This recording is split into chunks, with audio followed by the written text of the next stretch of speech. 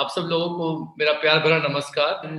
जो लोग मेरे को नहीं जानते हैं, थोड़ा सा ब्रीफ बैकग्राउंड बता दूं। मेरा नाम सुमित बहादुर है और मैं दिल्ली का रहने वाला हूं। और मैंने दिल्ली में अपनी पूरी पढ़ाई करी। वहीं पर मैं डीपीएसआर के पुरम में गया, वहां से मैंने अपना 12th पास आउट किया। और उसके बाद मैंने अपना जो कॉलेज है वो आईआईटी दिल्ली से किया। मेरी टॉप 100 की रैंक थी। मैंने बीटेक किया कंप्यूटर साइंस में। और उसके बाद मैं स्कॉलरशिप पे यूएस चला गया। और मैं जब यूएस गया था स्कॉलरशिप पे, तो मेरे पास बहुत सारे अपॉर्चुनिटीज थी मेरे पास। एंड मैं वहाँ पर अपनी वाइफ को मिला, तानिया को। तानिया जो थी वो एक्सीलेंट स्टूडेंट थी। वो भी पीएचडी करने के लिए आई हुई थी यूएस में। और उन्होंने फिर मेरे साथ मिलके उन्होंने मास्टर्स किया कंप्यूटर साइंस प्रोग्राम में। हम दोनों के दोनों थे कॉर्पोरेट अमेरिका में बिल्कुल लीन हो गए थे। हम लोगों ने पहले वहां पर एक फॉर्च्यून 50 कंपनी ह्यूलेट पैकर्ड, शायद आपने नाम सुना होगा, वहां काम किया। और उसके बाद हम लोगों ने स्टार्टअप्स में काम करना शुरू कर दिया। जिस स्टार्टअप में तानिया काम करती थी, वहां से उनका परिचय एम्बे में हुआ। We got expose to the एम्बे business while she was working in that company।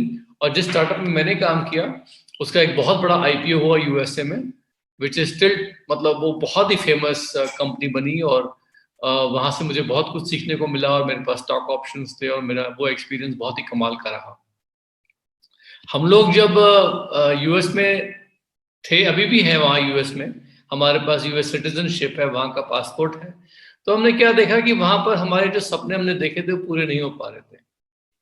और बात करें ड्रीम्स की, तो हमारे बहुत सारे ड्रीम्स थे। लेकिन एक हमारा ड्रीम था, क्या था कि तानिया यूक्रेन से थी, यूरोप से थी, मैं इंडिया से था। और यूएस हमारी अडॉप्टेड कंट्री थी। हमको लगता था कि हम लोग क्यों ना तीनों कंट्रीज में रहें एक साथ। तो जिसको भी बात करते थे वो बोलता था, तुम क्या पागलों वाली बातें करते हो, क्या 3 कंट्रीज में एक साथ रहा जाता है क्या? लोग 3 शहरों में तो एक साथ रह नहीं पाते, यू नो। सो हम लोग को वो लगता था कि नहीं नहीं, पॉसिबल तो होना चाहिए, क्यों नहीं होना चाहिए। तो हमारे जो अपलाइन मेंटर थे, पैट कॉफमन, गॉड ब्लेस हिम, मतलब उनका बहुत बड़ा बिजनेस था। वो गोल्फ कोर्स के बीच में रहते थे। एंड उनका बिजनेस टर्नओवर का आप अंदाजा नहीं लगा सकते। It's huge, huge. तो वो मुझे बताते थे कि सुमित, इस बिजनेस में आपको टाइम भी मिलेगा, पैसा भी मिलेगा, and you have the freedom to do whatever you want to do. तो हमको लगता था कि क्यों नहीं हम लोग 3 देशों में एक साथ घर बनाएं। और वही हुआ दोस्तों। हमने ये बिजनेस बिल्ड किया अपनी एक छोटी सी इम्पॉसिबल लुकिंग ड्रीम के लिए। But today we have the freedom and we have houses in all the 3 countries and many more places. और मजे की बात ये है कि हम लोग सब जगह पे रहते हैं, सब जगह पे हमारा घर है, और सब जगह पे हम लोग जो है मनचाहा टाइम बिताते हैं। तो ये चीज जो है ना, लोगों को कभी कभी ना वो गल्प डाउन नहीं कर पाते हैं। उनको लगता है कि भाई घर मतलब एक जगह होता है। ऐसी बात नहीं है। घर एक जगह होता है बिकॉज हमारी इनकम लिमिटेड होती है, हमारा टाइम लिमिटेड होता है, हमारी थिंकिंग, हमारी सोच लिमिटेड होती है। इसलिए हम लोग घर एक जगह बनाते हैं। लेकिन बहुत से ऐसे लोग जिनके पास टाइम और पैसे का फ्रीडम है, रईस लोग, उनके कितने सारे घर होते हैं। एक घर पहाड़ों में होता है, एक घर यहाँ होता है, सिटी में होता है, एक घर वहां होता है, एक घर यहाँ होता है। लेकिन मैक्सिमम उन लोगों को आप देखिए, जो लोग बहुत सक्सेसफुल होते हैं, वो अपने सारे घरों को एंजॉय नहीं कर पाते। उनके बच्चे या उनकी पत्नी या उनके रिलेटिव्स उसका एंजॉयमेंट लेते हैं। लेकिन यहाँ पर क्या है कि मैं और तानिया जो है, हम लोग तीनों अपने सारे घर जो है हम लोग खुद एंजॉय करते हैं। And we have the time and the freedom and the luxury to spend time in all those places. तो इस लॉकडाउन के टाइम पे बहुत मजा आ रहा है। We are having an incredible time. और हम लोग जो है पूरी तरीके से लाइफ एंजॉय कर रहे हैं। बहुत बड़ी जगह पे रह रहे हैं। और हम लोग जो है अपने टीम के साथ जगह जगह पे टाइम स्पेंड कर रहे हैं। We are having fantastic time. अब बात करते हैं एमवे बिजनेस की, कि ये एमवे बिजनेस, आप जितने भी लोग यहाँ बैठे हैं, आपके लिए बहुत बहुत बहुत जरूरी क्यों है। देखिए दोस्तों, जैसा किसी ने बहुत अच्छा बताया आपने, कि बदलाव के साथ साथ बदलना चाहिए। तो change is the only constant you have. अब चेंज जो होता है वो हर प्रकार से होता है। जैसे ऋतुएं आती हैं, ऋतु सीजन्स आते हैं, एक सीजन के बाद दूसरा सीजन, उसके बाद सीजन, सब चीजें एक जैसी नहीं रहती। हम भी चेंज होते हैं, समय के साथ साथ बदलते हैं। वैसे ही इकोनॉमी, वैसे ही कंट्रीज, वैसे ही परिस्थितियां भी बदलती हैं। और मैंने क्या देखा है कि ट्रेंड्स जो होते हैं ना, वो आने से पहले बहुत सी बार क्या होता है कि आप लोगों को एक हिंट दे देते हैं कि चीज़ें बदलने वाली हैं। तो जब मैं 1998 में इंडिया आया था एमबीए बिजनेस बिल्ड करने के लिए, तो उस वक़्त मैंने देख लिया था कि अमेरिका में चीज़ें बदल रही हैं और आज उसका अनुमान लग ही रहा है अमेरिका में क्या कुछ नहीं हो रहा है, सब गड़बड़-सड़बड़ वहाँ अमेरिका में हो रहा है इस तरीके से, कोरोना वायरस की में जितने लोग वहाँ मर रहे हैं अमेरिका में, वर्ल्ड की सबसे बड़ी इकोनॉमी में, उतने तो शायद इंडिया में भी नहीं मर रहे होंगे। चीज़ें बहुत बदल रही थी वहाँ पर अमेरिका में। प्लस मैंने देखा क्या कि अपॉर्च्युनिटी अमेरिका में नहीं, इंडिया में ज़्यादा है, क्योंकि इंडिया में मेरे को यूथ दिख रहा था, यंग लोग दिख रहे थे। साथ-साथ मुझे पता था कि इंडिया में जो चीज़ें हैं ना, वो अभी बन रही हैं। अमेरिका तो एकदम सजा-धजा ऑलरेडी तैयार है। So I could make out कि things are going to go downhill there, but India में तो सिर्फ ऊपर, ऊपर, ऊपर, ऊपर, ऊपर ही जाएँगे। तो 1998 में हम लोगों ने एक बोल्ड डिसीजन लिया कि क्यों नहीं हम लोग जो है इंडिया में आते हैं और वो भी एमवे बिज़नेस बिल्ड करते हैं, किसी और वजह से नहीं, एमवे बिज़नेस बिल्ड करने के लिए।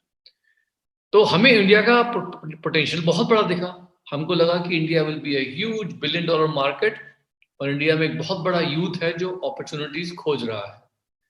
सो एमवे का जो गाइडेड एंटरप्रेन्योरशिप मॉडल है वो इंडिया की साइकी को एकदम फिट बैठता है, बिकॉज इंडिया जो है उसमें हम लोग टीचर को बहुत बड़ा मानते हैं।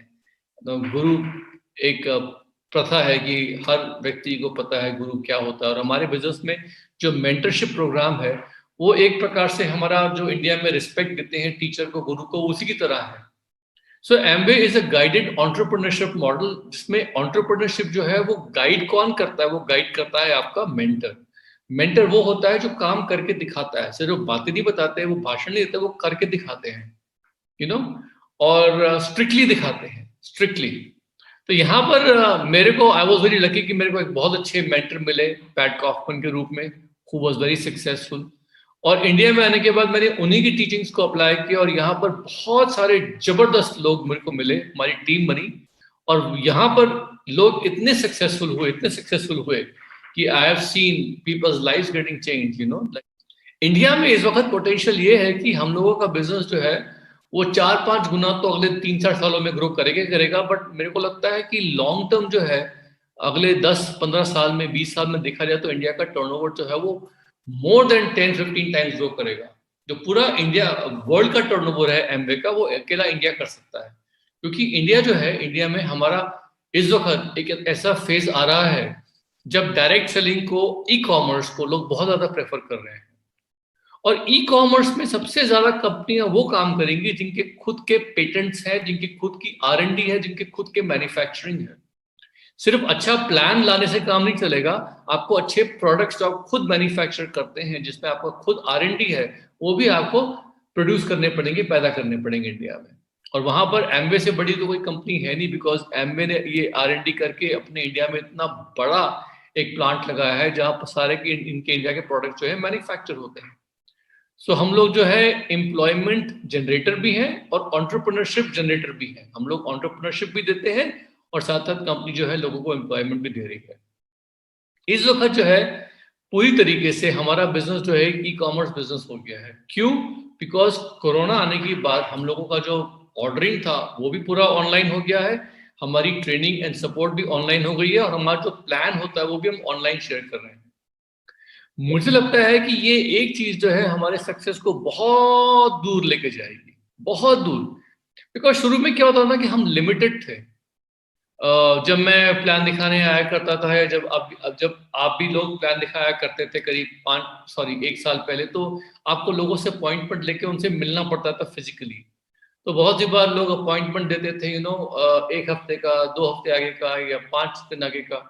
और हम भी लोगों को कॉल करके जब अपॉइंटमेंट बुक करते थे तो वो बोलते थे कि इस वीक आपके पास वेंसडे या फ्राइडे में से कौन सा दिन सूटेबल है।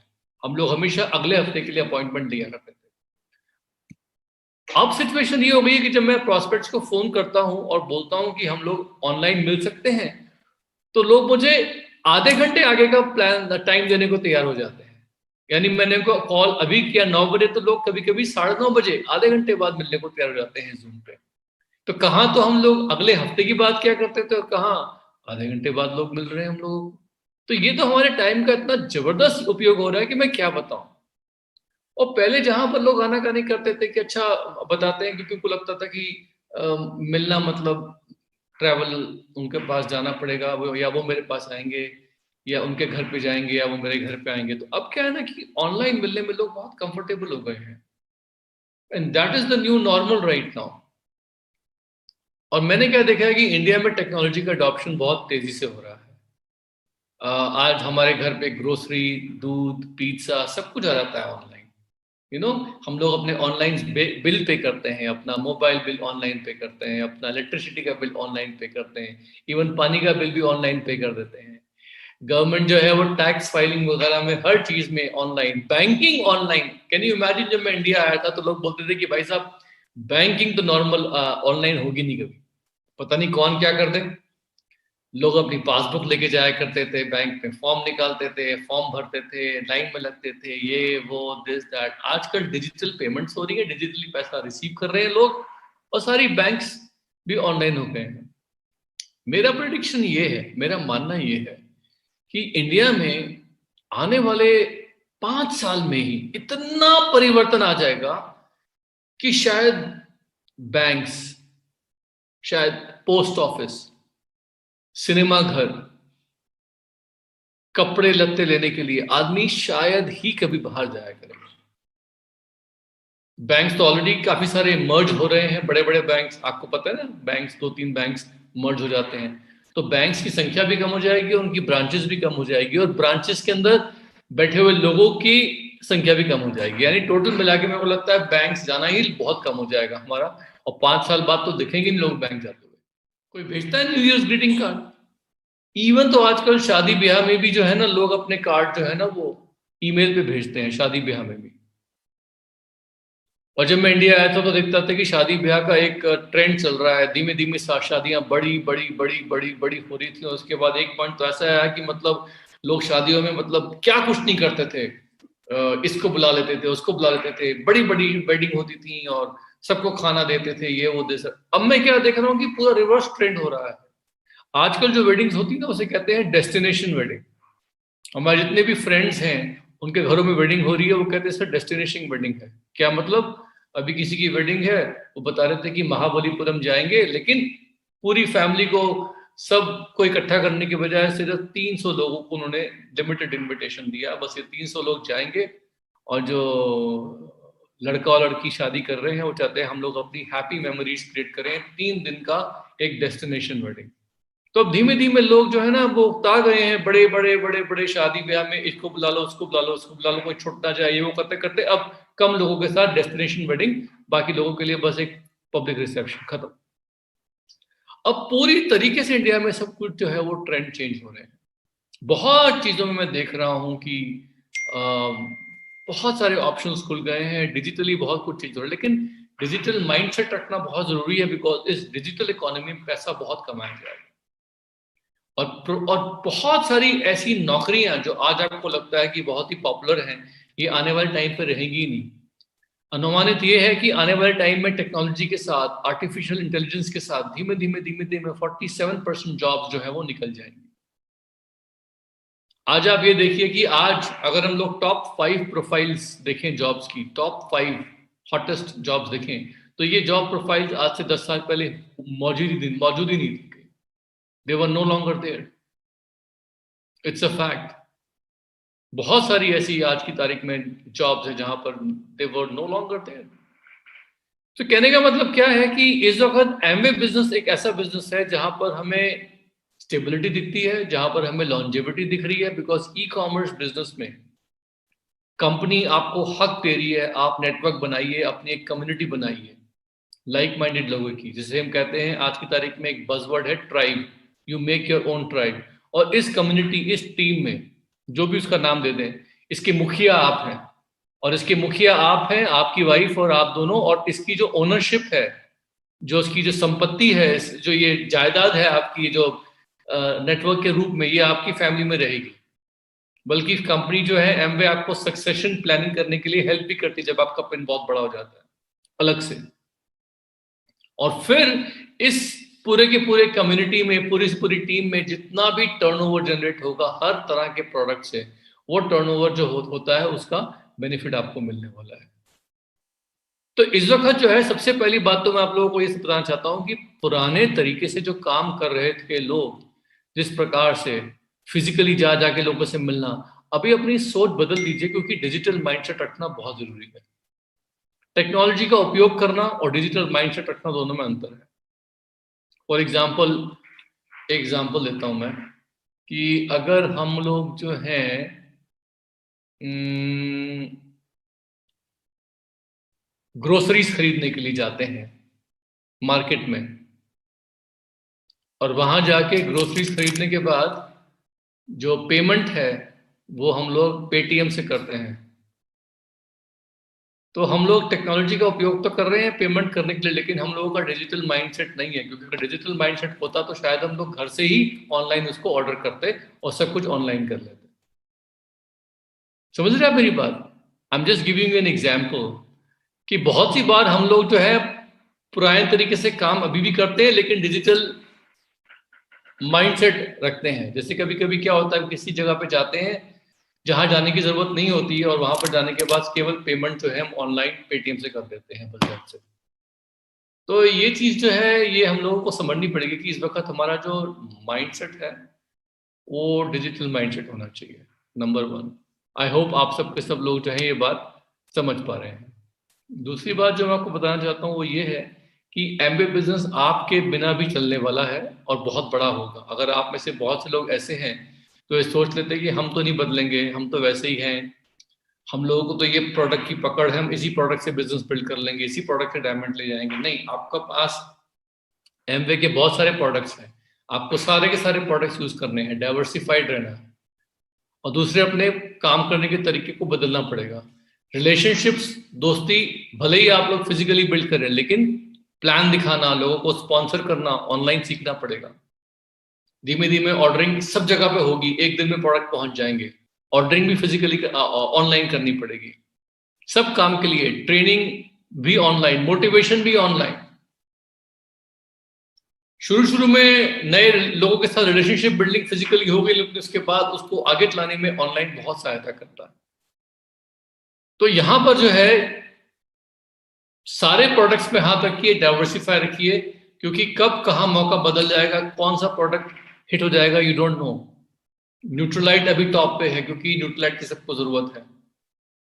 आपको पता है च्यवनप्राश आने वाला है, आपको पता है 400 मिलीग्राम का बायोसी आने वाला है टाइम रिलीज का, जो बहुत ही एडवांस टेक्नोलॉजी है। आपको पता है कि एमवे के कुछ कैटलॉग प्रोडक्ट्स भी आ जाएंगे जिसमें हम लोगों को प्रोडक्ट की जरूरत होती है फुल पीवी पे।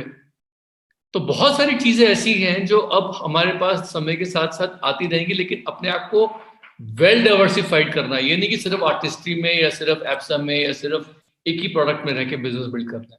Keep your self well diversified, number one. Number two, digital खाली उपयोग मत करिए, डिजिटल माइंडसेट भी रखिए, बहुत जरूरी है। नंबर थ्री जो बहुत इंपॉर्टेंट है वो ये है कि इस वक्त आप लोगों को हमेशा कुछ ना कुछ मिनिमम काम हर रोज करते रहना पड़ेगा। बहुत सी बात क्या होता है कि ना हम लोगों को लगता है कि ये छोटे छोटे काम हर रोज बेसिस पे हम लोग क्यों करें, कैसे करें, क्या करें, क्योंकि हम लोगों को लगता है कुछ बड़ा काम करके बड़ा बिजनेस होगा। दोस्तों, मैंने देखा है कि इस बिजनेस में और लाइफ में छोटे छोटे काम जो है रोजमर्रा करने पे बहुत फायदा होता है। जैसे फॉर एग्जाम्पल अगर मैं आपको बोलूं कि आपको सुबह उठ के केवल प्राणायाम करना चाहिए या मॉर्निंग में वॉक करनी चाहिए, आप एक दिन करोगे, दो दिन करेंगे लगता है कि क्या होगा इससे, एक हफ्ता कर लिया क्या होगा। लेकिन अगर आप लगातार एक साल करोगे ना तो आपको इमीडिएटली फायदा आना शुरू हो जाएगा, बहुत जबरदस्त फायदा, रात और दिन का अंतर इस तरीके से। तो मैंने क्या देखा है कि छोटी छोटी चीजें अगर लंबे समय तक और लगातार करते रहते हैं उसका बहुत बड़ा इफेक्ट आता है। इतना बड़ा इफेक्ट कि मतलब उसका एंड रिजल्ट क्या होगा उसका अनुमान लगाना मुश्किल है। तो छोटी छोटी चीजें क्या है इस बिजनेस में कि मेकिंग श्योर कि आप लोग जो है हर रोज 10 फोन कॉल कर रहे हो, हर रोज कम से कम एक मीटिंग कर रहे हो आप लोग, चाहे वो प्लान दिखाने का, चाहे वो प्रोडक्ट डेमो है।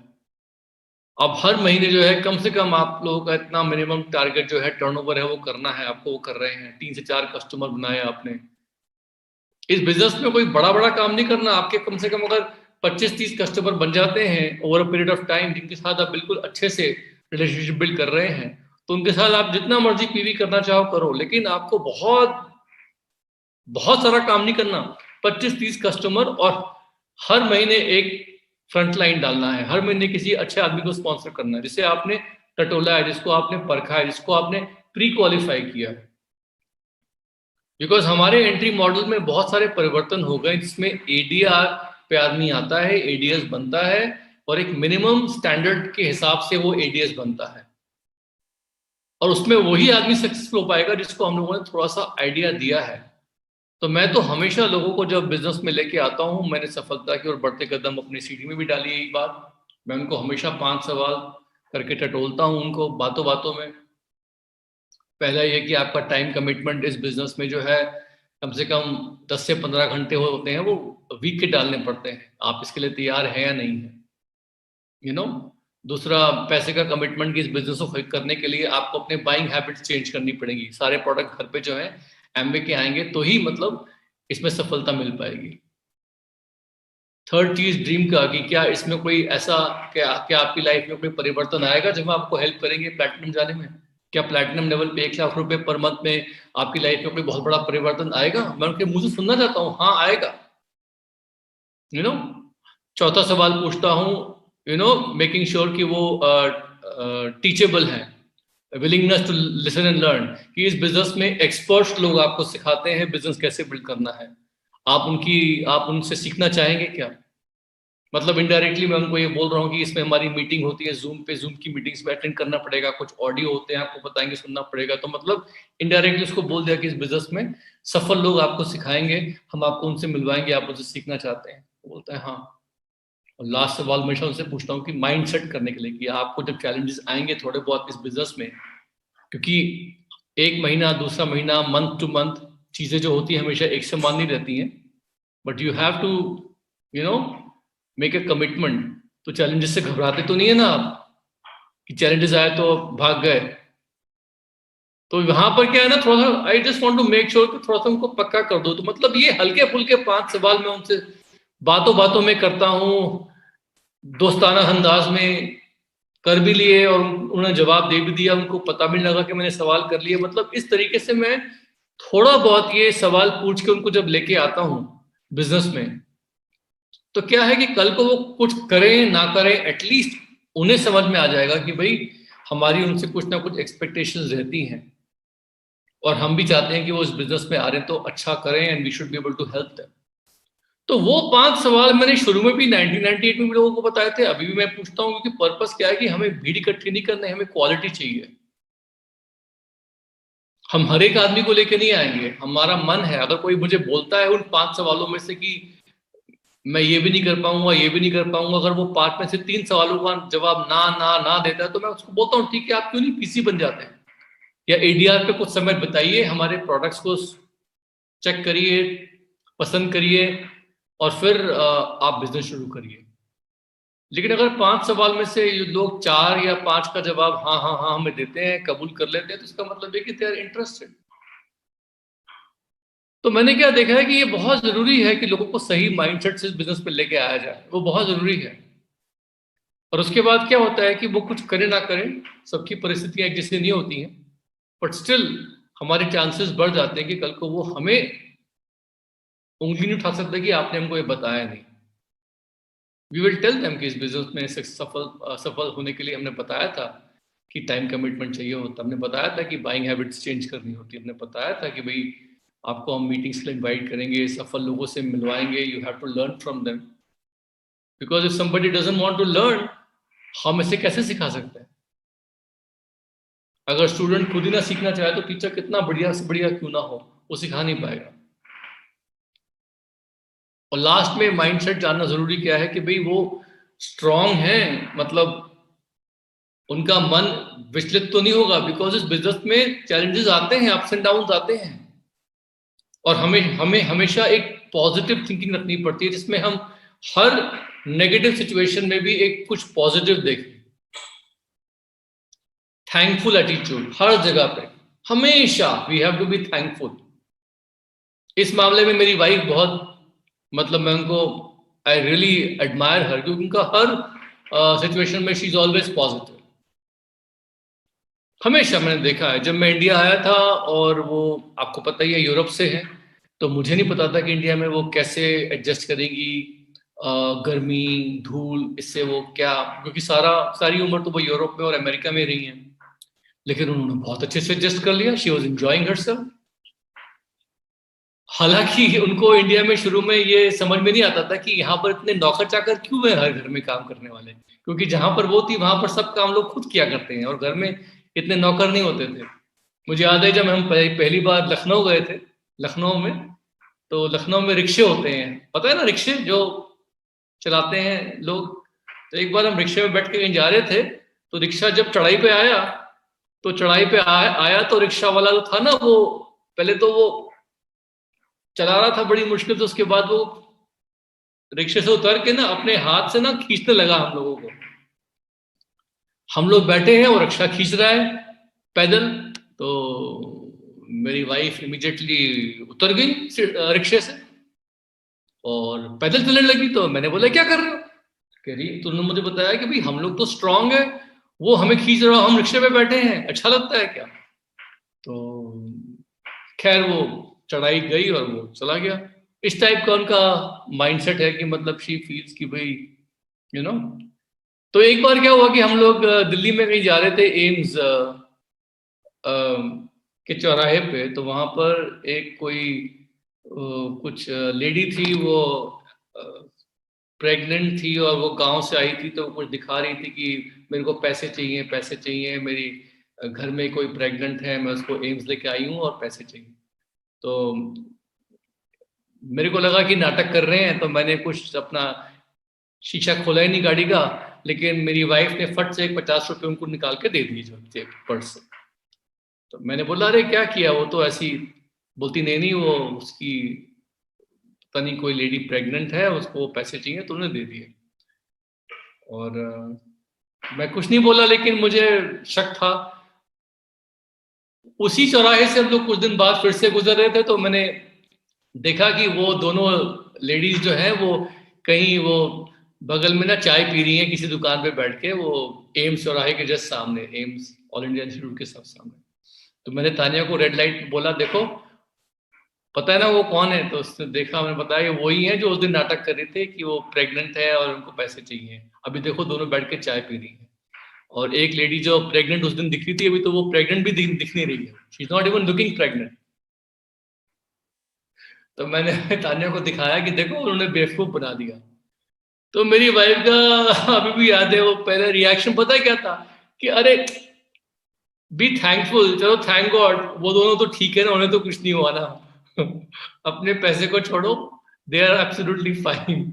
तो मेरे को लग रहा था कि मतलब इसमें हम लोग तो ये सोचते थे कि हमें बेवकूफ बना दिया, और उनका एटीट्यूड ये था कि चलो कोई थैंकफुल की मतलब किसी को कुछ हुआ नहीं, मतलब तो मैंने ये देखा है कि इस बिजनेस में ना बहुत सी बार हम लोगों को ना बड़ा इनोसेंट बन के ना, बड़े हर सिचुएशन में एक थैंकफुल एटीट्यूड, जो दिखे थैंक यू, डाउनलाइन कुछ भी करता, अरे यार कम से कम डाउनलाइन है तो हमारे पास, और कभी ये हो गया तो उसमें भी थैंकफुल। तो मतलब हर सिचुएशन में हमें अच्छा देखना होता है।